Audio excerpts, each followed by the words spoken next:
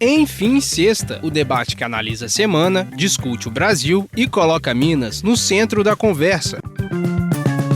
Olá, ouvintes! Estamos começando mais um Enfim Sexta, o nosso encontro semanal com análise crítica, progressista e popular sobre o que acontece em Minas Gerais, no Brasil e no mundo. Eu sou a Ana Vasconcelos e quem está aqui comigo no estúdio do Brasil de Fato MG é a Flora Vilela. Oi, Flora! Oi, Ana, e um olá para os nossos ouvintes. Por hoje, a gente trata da nova prisão do banqueiro Daniel Vorcaro, dono do Banco Master, pela Polícia Federal nessa quarta-feira, dia 4. A prisão aconteceu em uma nova fase da Operação Compliance Zero, que apura suspeitas de fraudes em instituições financeiras e também levou à prisão o Fabiano Zetel, cunhado do banqueiro e pastor da Igreja Batista da Lagoinha, que foi o maior doador de campanhas eleitorais do ex-presidente Jair Bolsonaro e do governador de São Paulo, Tarcísio de Freitas. Além deles, foram presos o Luiz Felipe Mourão, que estaria conduzindo um monitoramento de adversários de Vorcaro, e o policial federal Marilson Roseno da Silva. E sobre a conjuntura internacional, a gente também conversa sobre os ataques ao Irã, iniciados no último sábado pelos Estados Unidos e Israel. Desde o início desse conflito, já foram mortas 787 pessoas no Irã, incluindo o líder supremo iraniano, Ayatollah Ali Khamenei. Em contrapartida, o Irã atacou bases norte-americanas em diversos países da região e fez ataques diretos a Israel. Hoje a gente conversa também sobre o 8 de março, Dia Internacional de Luta das Mulheres, que acontece no próximo domingo. E para conversar sobre todos esses assuntos, a gente tem com a gente, no Enfim Sexta de hoje, a Adriana Souza, professora e vereadora em Contagem pelo PT. Oi, Adriana.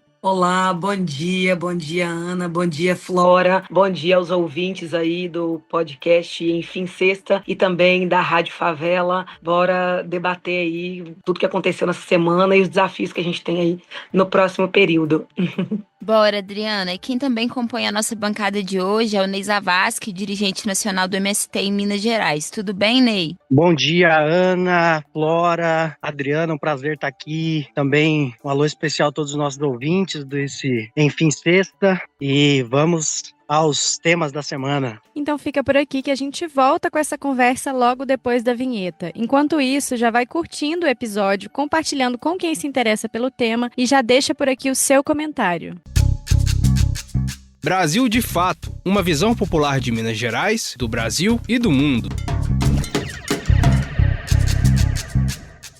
Bom, o banqueiro Daniel Vorcaro, proprietário do Banco Master, foi preso nessa semana pela Polícia Federal em São Paulo, isso no âmbito da investigação que apura um esquema bilionário de fraudes no sistema financeiro. Essa prisão aconteceu após serem divulgadas informações que apontam para a possibilidade da existência de uma milícia privada, que seria chamada de A Turma. Ou seja, além das fraudes financeiras, o Vorcaro teria também um esquema para monitorar ilegalmente e intimidar adversários, autoridades e jornalistas.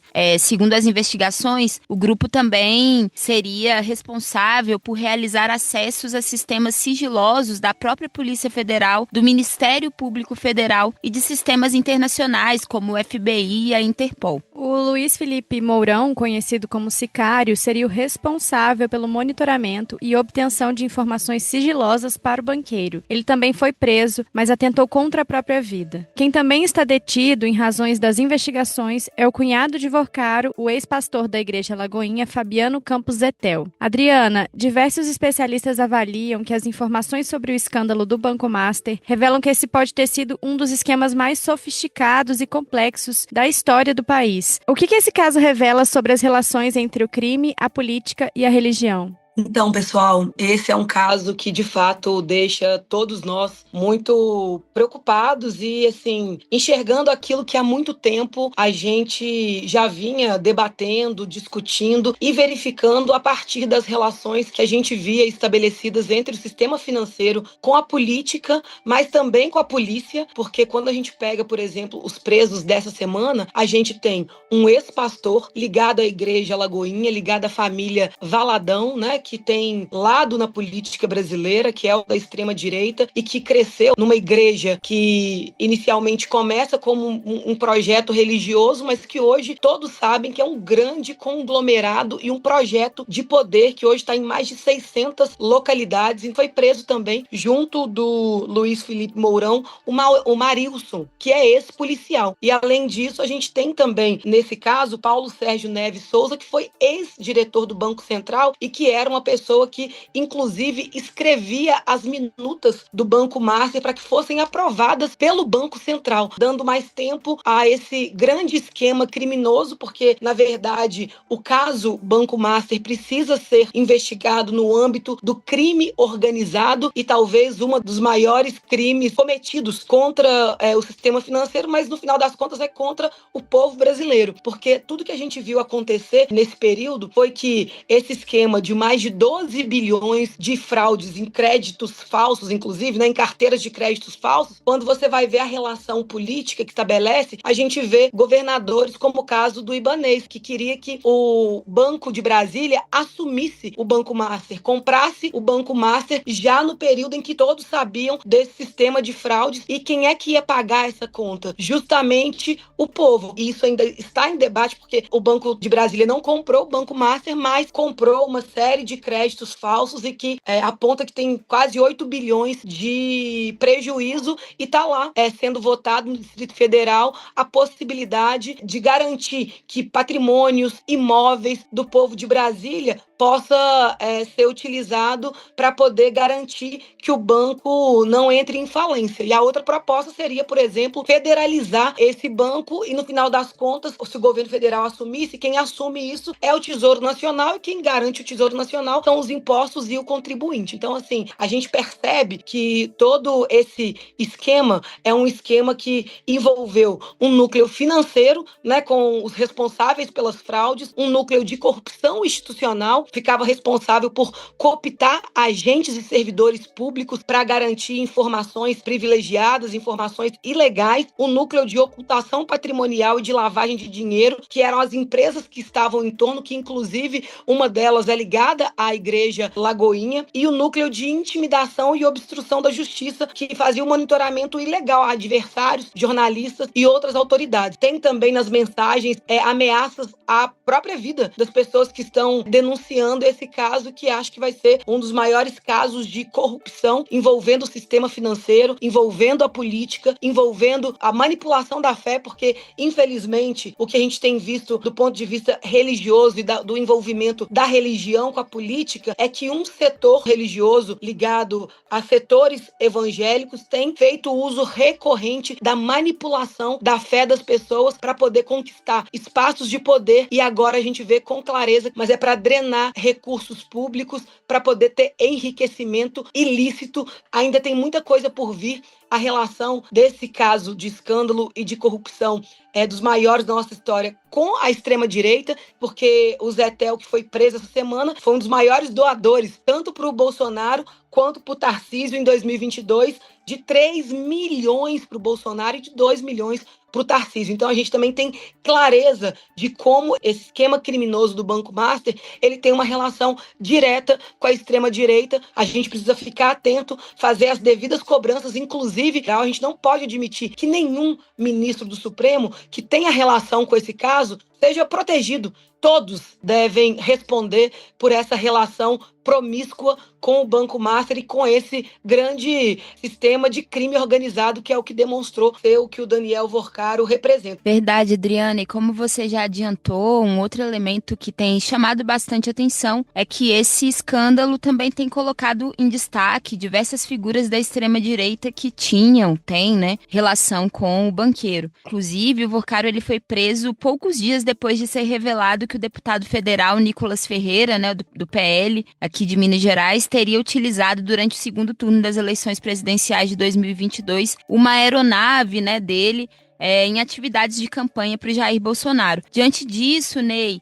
queria que você comentasse essa associação do bolsonarismo e da extrema-direita ao caso Master pode influenciar de alguma forma a disputa eleitoral de 2026? Então, Ana, nós aqui acho que temos o papel de esclarecer e também contribuir com os nossos ouvintes no entender essa lógica que envolve o crime organizado, o capital financeiro, o sistema financeiro e a extrema-direita. E eu acho que esse elemento também do uso da fé na manipulação das pessoas, eu acho que é extremamente importante. Então, primeira coisa é isso, assim, eu acho que esse caso, ele é mais um caso, talvez muito maior, mas recentemente a Polícia Federal, numa ação contra o PCC, o tráfico de drogas, teve toda aquela desvelar o envolvimento da Faria Lima, grandes conglomerados financeiros, na lavagem de dinheiro, na operação direta com o crime organizado. E nós aí, muitos dos nossos ouvintes, sabem o que é esse discurso da extrema-direita, de repressão ao crime, mas é o crime que está nos aglomerados,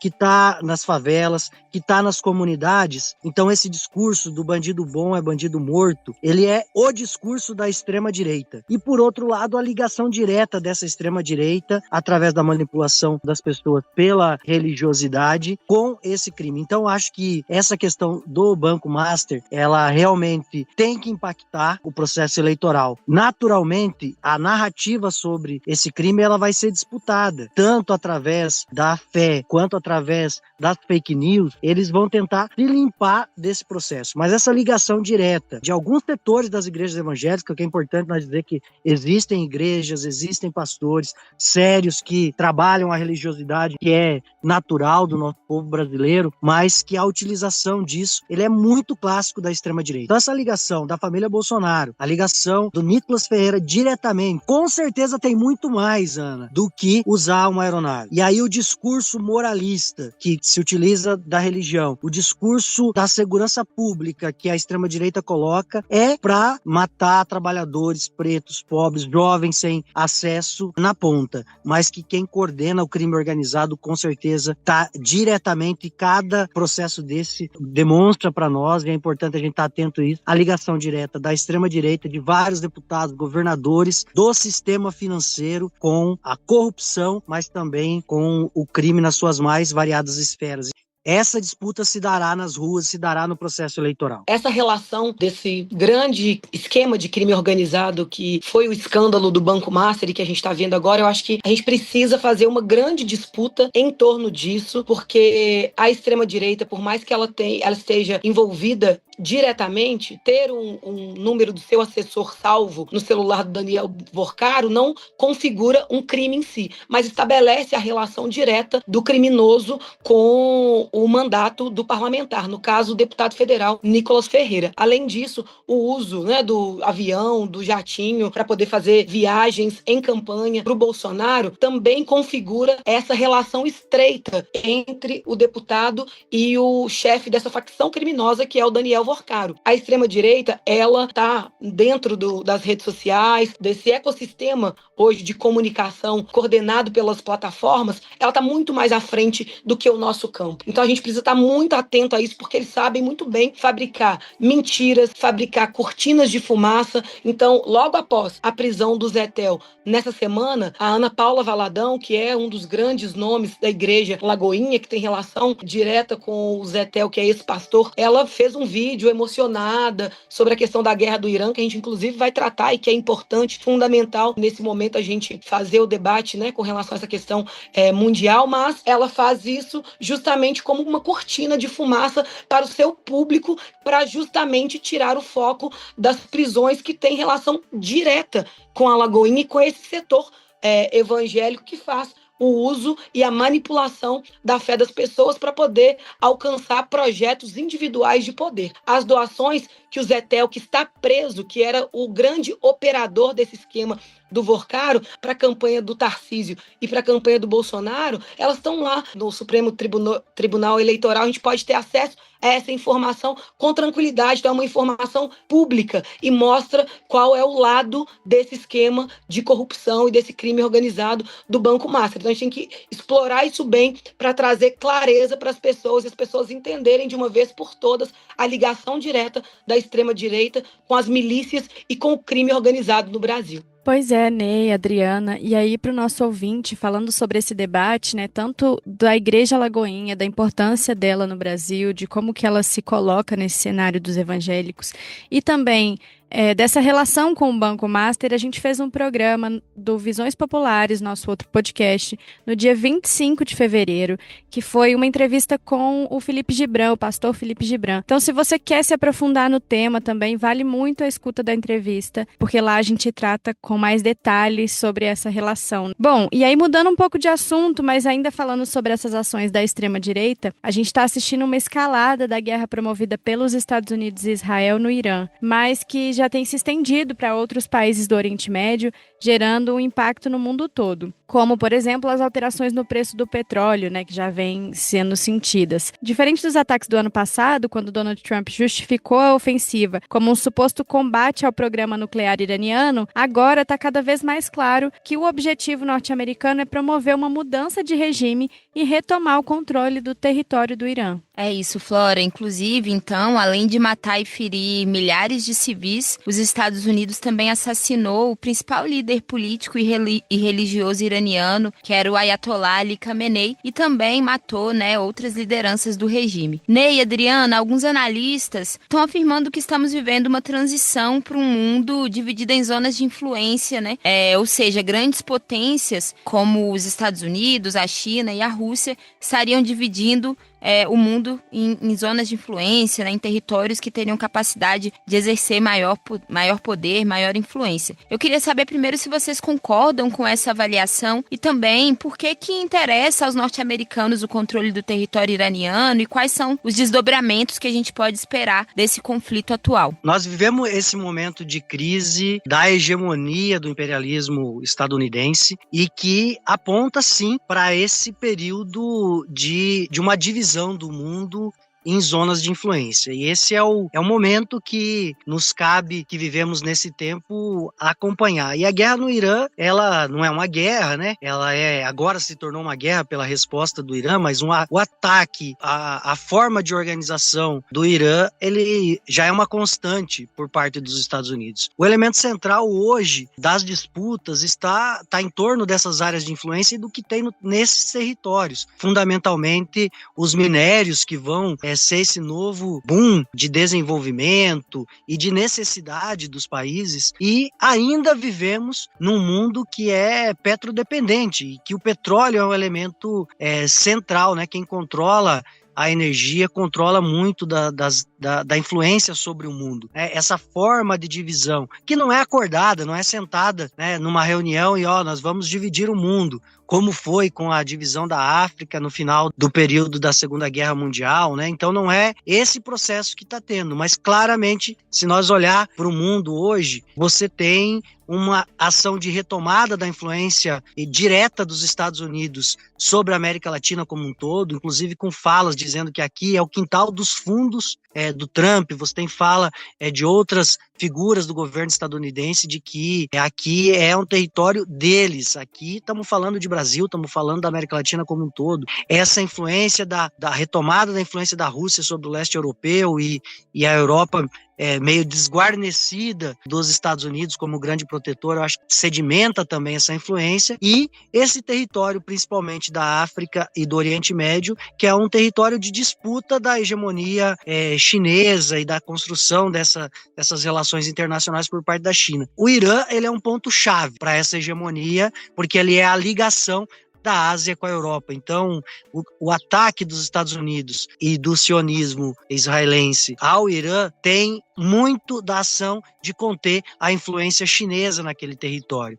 mas fundamentalmente de se apropriar dos recursos naturais daquele país e de não ter uma alternativa a se subordinar à hegemonia estadunidense. Nós tivemos aqui um dos nossos capítulos aqui do Enfim Sexta, a discussão sobre a Palestina, e a gente dizia, a Palestina, a faixa de Gaza, é o exemplo que o imperialismo está dando para o mundo do que está reservado para os povos que resistem. A destruição total, o assassinato indiscriminado de civis, a terra arrasada. E é isso que agora Israel tenta impor para o Irã e para sua forma de organização. Teve uma tentativa de promoção do golpe através do mesmo processo que teve na Primavera Árabe, das ações que levaram ao golpe contra a presidenta Dilma, né, esse processo de guerra híbrida, de tentar criar o caos social para fazer isso. Não se conseguiu fazer isso, e logo depois você tem o ataque dos Estados Unidos. É bom nosso ouvinte também saber que no dia anterior ao ataque, os delegados do Irã, na mesa de negociação, aceitaram todas as condições sob o seu projeto de desenvolvimento da energia nuclear, que foi colocado na mesa pelos Estados Unidos, eles aceitaram. E no outro dia, você tem o ataque dos Estados Unidos e de Israel contra o Irã, então mostrando que esse senil, esse doido, que é o presidente Trump, ele representa essa hegemonia do poder pela bala, pela pressão sobre os países. A própria questão da Venezuela já foi isso, e é para o domínio de minerais, para o domínio do território, para o domínio do petróleo. Eu digo o seguinte, se a contradição principal no Brasil hoje é a questão democrática versus o autoritarismo representado pela extrema-direita e o polo democrático representado por nós, do campo popular, democrático, progressista, no mundo hoje, a contradição principal é justamente entre soberania e imperialismo. E hoje os Estados Unidos, que é essa potência em decadência, ela faz de tudo. A disputa que ela faz hoje, do ponto de vista geopolítico mundial, é através das guerras, da chantagem, dos bloqueios econômicos e da disputa de rotas estratégicas. Então a gente sabe que o que está em jogo na guerra contra o Irã é justamente porque o Irã ocupa uma posição estratégica no coração energético e militar do Oriente Médio. Então está em jogo ali o expansionismo israelense, o controle regional pelos Estados Unidos e por Israel, e a mudança do regime, que é um ataque direto à soberania do povo do Irã. Embora a gente tenha muitas perdas, assassinatos, inclusive do maior líder do Irã, a gente tem também uma grande resistência do povo que já impõe derrotas a essa estratégia militar dos Estados Unidos. Porque hoje, 1 a cada 4 cidadãos norte-americanos são favoráveis, a essa intervenção militar. Então, hoje, a maior parte da população dos Estados Unidos é contra. Então, 3 a cada 4 são contrários a essa ação, e se essa resistência ela se torna prolongada e fizer com que os Estados Unidos e Washington tenham que colocar as tropas no território, esse custo vai ficar muito mais alto, tanto do ponto de vista financeiro, mas principalmente do ponto de vista político, porque a opinião pública nos Estados Unidos já demonstra, que está contrário a essa atuação, já tem criticado fortemente essa disposição, do Trump de fazer guerra em todos os lugares, e a gente precisa ter muita atenção, porque o caso do Irã precisa chamar a atenção para nós, como o Ney colocou. Hoje o Brasil é fundamental do ponto de vista dos recursos críticos no mundo. A gente detém 12% da água potável, quase 70% das reservas de petróleo. A gente tem grandes percentuais de minerais críticos nas terras raras, que vai garantir a transição energética. Então, hoje o Brasil é um grande território a ser disputado do ponto de vista da geopolítica. Então, essa disputa no Irã tem tudo a ver com a disputa onde nós nos encontramos do ponto de vista da geopolítica com o Brasil, com a América Latina, e a gente precisa denunciar tudo o que está acontecendo e o que de fato interessa aos Estados Unidos, que é manter o seu controle, manter o seu polo de poder diante da ordem mundial e não perder espaço para a China, que a gente sabe que é irreversível, mas para que isso avance, para que a China avance da forma mais lenta possível, os Estados Unidos vai seguir com o seu expediente de guerra, chantagem, bloqueios econômicos e perseguição e intervenção nas democracias que ele quer interromper. E o Brasil é uma delas. É isso, Adriana, Ney. E aí também sobre isso, a gente fez essa semana um programa aprofundado no Visões Populares que está conversando com a Rose Martins, que é uma especialista em conjuntura internacional. Então, também para o nosso ouvinte que quiser se aprofundar, a gente tem um episódio inteiro tratando só sobre esse tema e aí debatendo todas essas implicações que a nossa bancada de hoje comentou tão bem aqui. E aí, por falar em defesa da soberania dos povos, como vocês comentaram, né? A gente está se aproximando de mais um Dia Internacional de Luta das Mulheres, que esse ano terá o enfrentamento ao imperialismo como um dos temas centrais, já que as principais vítimas desses conflitos que são promovidos pelo governo norte-americano ao redor do mundo e que a gente tem comentado aqui, são mulheres, são crianças, são meninas, como a gente viu muito claramente agora no Irã, né? O dia 8 de março desse ano também pauta o combate à violência de gênero, diante de índices muito preocupantes e casos muito alarmantes de feminicídio, e ainda o fim da escala 6x1, que é uma pauta que também interfere diretamente na vida das mulheres, né? Aqui em Minas Gerais a gente tem também o Fora Zema. E aí, Adriana e Ney, por que em momentos de guerra e crises do capitalismo são os corpos femininos os mais vitimados? E qual que é a importância de a gente ir para a rua no domingo, lutar por vida e por trabalho dignos? Meninas, assim, já dizia a Simone de Beauvoir, né, que nos períodos de instabilidade somos nós, as mulheres, que pagamos o preço. E no período de guerra não é diferente, né? O Estado acaba transferindo para os corpos femininos todo o peso da destruição e da guerra. Então são as mulheres que muitas vezes vão arcar com as suas famílias destruídas, com seus lares destruídos, mas também com seus corpos à disposição dos malfeitos, de estupros, de todo tipo de violência. Então, para a gente agora que se aproxima do 8 de março, ter na luta por soberania e democracia na centralidade da luta pelos direitos das mulheres é fundamental para a gente garantir que a gente possa, primeiro, garantir os direitos que a gente tenha para, em seguida, poder avançar. Então, a gente tem hoje, por exemplo, na pauta do fim da escala 6x1, que é uma pauta extremamente importante para as mulheres. Eu sempre digo, quando eu falo da escala 6x1, eu não estou falando de uma bandeira abstrata, eu estou falando da minha vida. Eu trabalhei durante 6 anos nessa escala e quando eu trabalhava no shopping como vendedora, trabalhei como operadora de telemarketing, eu já era mãe, como muitas das mulheres que estão na escala 6x1, seja no comércio, mas seja também na indústria. Elas têm filhos, muitas delas estudam como eu estudava para me formar como professora. Então, a gente diz que tem um dia de descanso, mas não existe o dia de descanso. Essas mulheres, nesse dia, elas lavam, elas passam, elas cuidam de criança, cuidam dos seus pais, das suas mães. Se sobrar algum tempo, elas estudam. Não tem descanso na escala 6x1, especialmente para as mulheres. Durante essa semana aqui em Contagem, junto dos sindicatos metalúrgicos de BH e Contagem, nós visitamos a ESAB, que é uma grande indústria que tem aqui, e a Marelli, que também é uma indústria que tem próxima ali da região sede, e a gente fez visita no primeiro turno, 5 horas da manhã e às 13 horas. A maior parte do público da Marelli, por exemplo, são de mulheres que trabalham na escala 6x1. E é indústria. Então, a gente precisa entender que essa pauta ela é uma pauta prioritária da luta das mulheres para o próximo período, para a gente acabar com a escala 6x1 antes que ela acabe com a vida das mulheres, com a vida dos trabalhadores dessa escala, mas também garantir a redução da jornada sem redução de salário.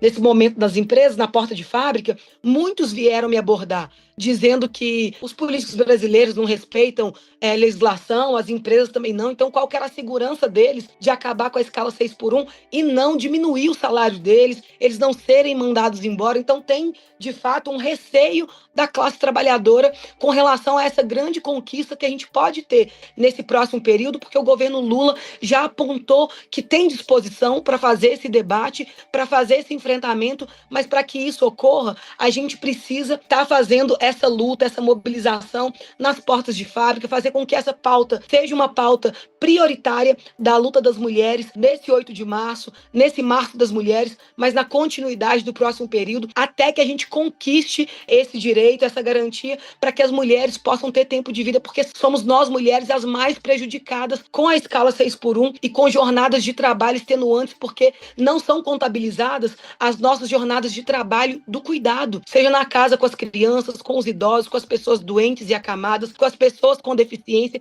com o trabalho doméstico, da manutenção de uma casa. As mulheres hoje têm problemas muito sérios no que diz respeito à questão da depressão, da saúde mental, justamente pela sobrecarga das 3, 4 jornadas que elas têm e acumulam e que a gente precisa garantir. Para que as mulheres estejam aptas para a luta social, elas precisam primeiro ter saúde.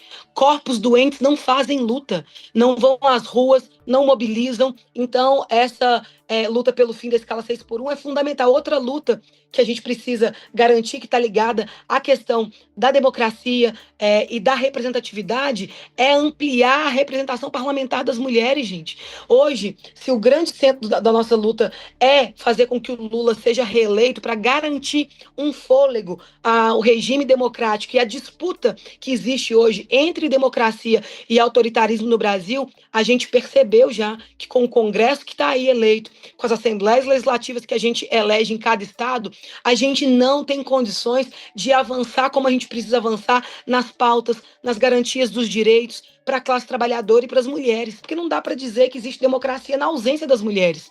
Não dá para entender que se nós somos 52% do eleitorado, mais 50% da população, nós ainda somos aproximadamente 15% de representatividade nas casas legislativas. É por isso que pautas tão importantes e fundamentais como a redução da jornada de trabalho, o fim da escala 6x1, a política nacional de cuidados, ela não avança. E aí tem gente que está na política na extrema-direita e diz que defende a família. Que família é essa que defende?